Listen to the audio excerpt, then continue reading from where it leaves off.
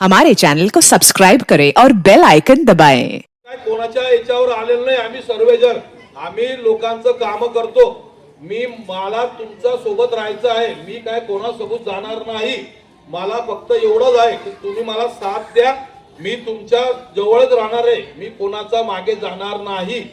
फक्त मला जनता दिसेल। मी भ्रष्टाचाराला मला 8 वर्ष मी फार शांतता घेतली। फक्त तुम्ही मला सपोर्ट करा। मी तुम्हाला 100% सांगतो, तुम्हाला मी कोणाला त्रास होऊ देणार नाही। एवढा शब्द मी तुम्हाला देतो। आणि माझा मुलगा आहे, हा एमडी मेडिसिन करतोय। मी तुम्हाला शब्द देतो, मी दवाखान्याचं काम पुष्कळ करतो, आज भी करतोय। मी लोकांकडे पैसे नसतील तर ते मी पैसे माझ्या खिशातनं भी टाकतो। मी असं विचार करत नाही की माझ्या खिशात नाही बाबा एवढे पैसे का द्यायचे। मी तसं विचार करतच नाही। माझ्याकडनं तुमचे बी लोक पुष्कळ माझ्याकडनं पैसे घेऊन गेले असतील की बाबा मला मदत करा, माझ्याकडे पैसे नाहीत। मी केले बी आहेत। इथं मला वाटतं पाटील साहेब आहेत, यांचा मुलगा ऍक्सिडेंट झाला होता। यांच्या मुलाचा ऍक्सिडेंट झाला होता नंदुरबारला ऍक्सिडेंट झाला असताना मी त्या ठिकाणी गेलो। मला यांचा कॉल आला। मी बाहेरून आलो होतो तेव्हा मी बाहेर पायी निघालो फिरायला। तर मला यांचा कॉल आला की भाऊ तुम्ही कुठं आहेत। म्हटलं बाबा मी आता आलो म्हटलं। तर म्हणे असं करा, म्हणे माझा मुलाचा ऍक्सिडेंट झाला। तसंच मी पळालो आणि पळाल्यानंतर बघा, मी असं म्हणत नाही मी माझी स्वतःची हे करत नाही। त्यांना हकीकत विचारा मी काय केलं होतं। त्यांचा मुलगा त्या टायमाला म्हणजे 2 तासानंतर शांत झाला होता। त्याचे हृदय पूर्ण बंद पडलं होतं तिथं, बरोबर आहे ना। रडायला लागले ते लोक। मी डॉक्टरांजवळ भांडण केली की तुम्ही 2 तासापासून हा पेशंट तुमच्या ताब्यात आहे, तुम्ही काय करताय। मी त्यांच्याजवळ भांडण करायला लागलो। नंतर त्यांनी वेल्टी टाकायला लागले, नंतर त्यांनी काय पंपिंग करायला लागले। मग 2 मिनिटांनंतर ऑक्सिजन सुरू झाला त्या माणसाचं। आणि त्यानंतर तरी त्याला वेल्टीची गाडी भेटत नव्हती। ती गाडी भेटत नव्हती तर मी स्वतः ड्रायव्हिंग करायला तयार झालो। आणि ड्रायव्हिंग करून मला पैशांचं बघा, मी असं नाही म्हणत की माझ्याकडे पैसा आहे नाही। तो पैसा बघा भगवानने देतो आपल्याला। आपण जेवढं कमवतो, मी रात्र दिवस कमवतो म्हणून माझ्याकडे पैसा आहे। मी कोणाच्या हरामाचे पैसे कोणाकडनं घेत बी नाही, मागत बी नाही। मी एकही कॉन्ट्रॅक्टर बोलेल की योगेश चौधरीनी माझ्याकडनं 2 लाख घेतले, 3 लाख घेतले, 12 लाखात तोड्या करता आणि 4 हिस्से करता 3 लाखाचे। ते 4 हिस्से केले त्यांनी 3 महिन्या अगोदर। त्याच्यामुळे आनंद भाऊ साईडला सरकला। आनंद भाऊच्या हिस्स्याला पैसे गेले नाही म्हणून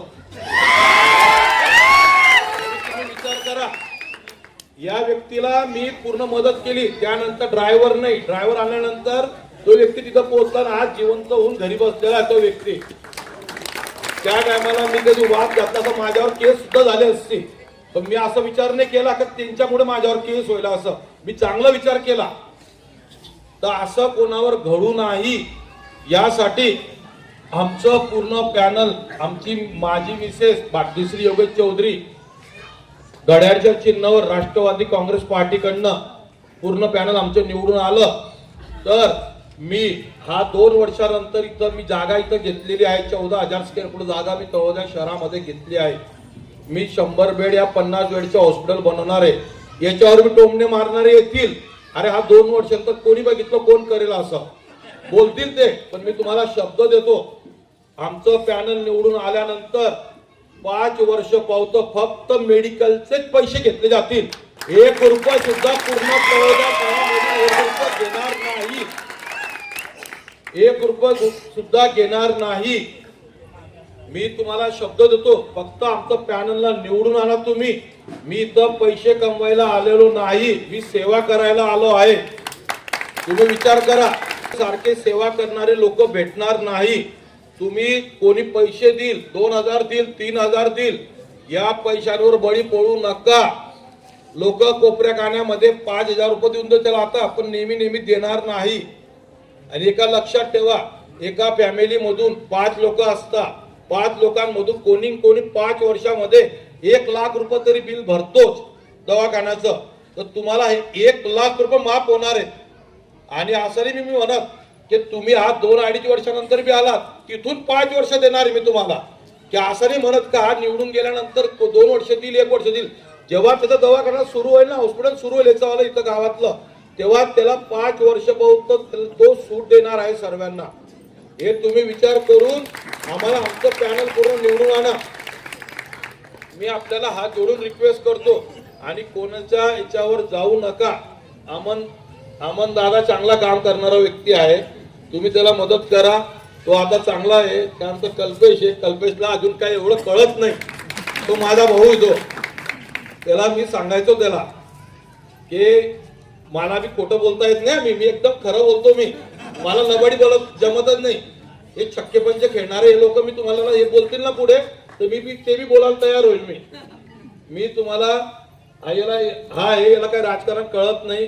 याच्या जागेवर जे बी काही प्रॉब्लेम असेल ते मी सॉल्व्ह करेल. माझा भाऊ आहे, त्याला निवडून आणा तुम्ही. आणि माझं पॅनल आहे पूर्ण घड्याळला निशाणीवर पूर्ण जे बी 18 उमेदवार 19 नगर अध्यक्ष असे तुम्ही घड्याळच्या चिन्हावर सर्वांनी भरभरून मताने निवडून आणा. मी तुमच्यासाठी देणार आहे आणि मी तुमच्यामुळे उभा राहिलेलो आहे. माझ्यावर तुमची रोष यायला नाही हवं होतं म्हणून मी नगरपालिका लढतोय. मला फार लालच दिलं गेलं होतं, पण मी तरी सुद्धा मी माघार घेतली नाही. मी माघार कशामुळे की माझी जनता माझ्याशी नाराज होतील.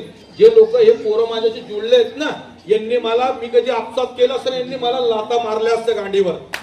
म्हणून त्यामुळे मी कोणाजवळ मॅच झालो नाही. गावात चर्चा बी चालली, योगेश चौधरी 2 करोड रुपये घेऊन घेतले. अरे बाबा, मी 8 वर्षामध्ये किती खर्च केलाय ते मलाच माहिती नाही. आणि मी खिशातनं खर्च करतो, कोणाकडनं पैसे मागत नाही. ऐसा स्वाद रहे सदा याद.